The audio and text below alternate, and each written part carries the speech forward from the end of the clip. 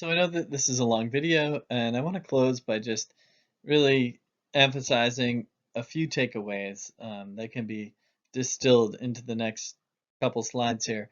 First of all, we know antibiotics are massively overprescribed in the US, especially for respiratory tract infections.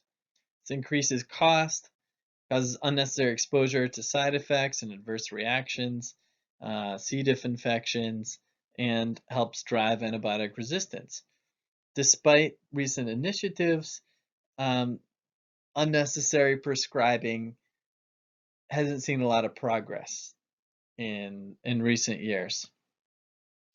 And although clear guidelines already exist, uh, education alone doesn't seem like it can solve the problem. It seems like it's very easy for people to um, figure out what the antibiotic best practice prescribing guidelines are, but they're clearly not being followed. So delayed antibiotic prescribing might be part of, not the entire, but part of a solution. It's much more developed in the United Kingdom.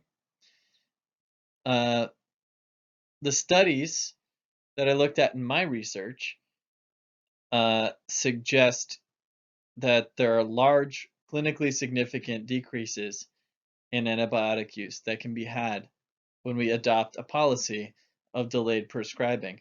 It's not going to work for every patient. Some patients we're going to have to put on antibiotics regardless. Some patients we won't give antibiotics regardless. But this is a much better alternative, and it shows that patients don't fill their delayed prescription. As a rule, they generally don't. Um, about two don't to everyone who does. So this is important to keep in mind. Not everyone acts like my acquaintance who I was speaking to and goes right out there and immediately fills it. In that vein, requiring the patient to return for their prescription and delivering the intervention in a clear, education-intensive manner appear to be associated with less antibiotic use overall. Risks of increased complications, poor symptom control, and lower patient satisfaction seem to be low. Not non-existent, but quite low. And we need to remember that delaying antibiotics is not a substitute for adhering to guidelines or sound clinical decision making, but it is a way to move forward in the face of uncertainty. Pharyngitis and sinusitis are really the only uncomplicated RTIs for which delayed antibiotics make sense. Outpatient stewardship at the community level is warranted because it's these community level prescribing patterns that drive resistance or lack thereof in our communities. And finally, implementing a strategy of delayed prescribing should be accompanied by a pre and post intervention data collection and well designing such an intervention. Attention needs to be paid to whether it is indeed research or quality improvement, particularly if the results are published.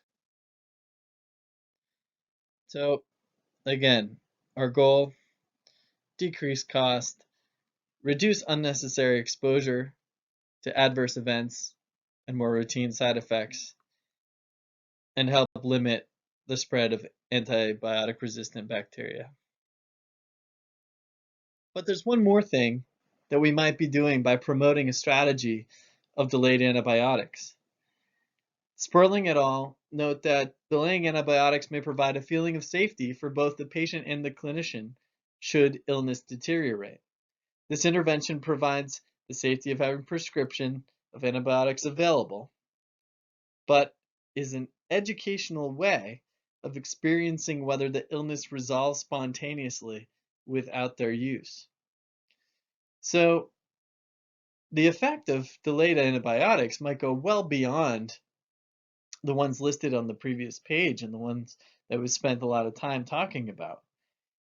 It may actually be a vital tool and helping the entire American public rethink their relationship to antibiotics, rewiring that assumption that antibiotics will make me better.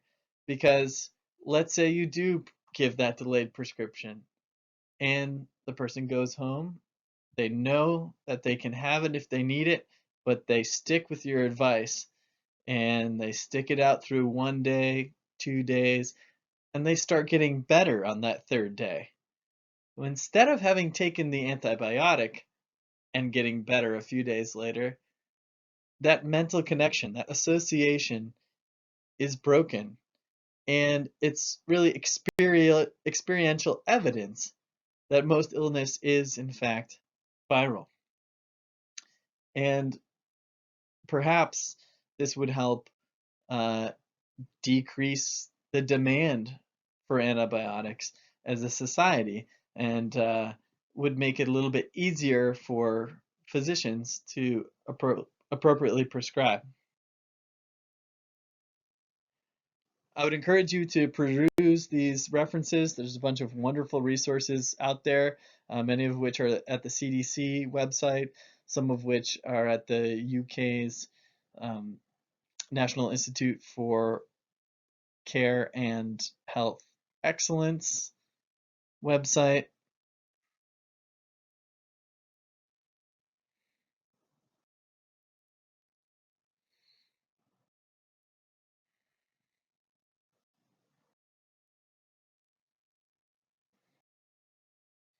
And I thank you for your time.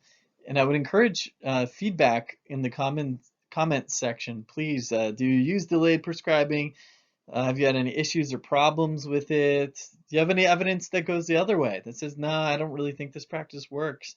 I would really be interested in seeing what sort of discussion takes place here. Thank you very much.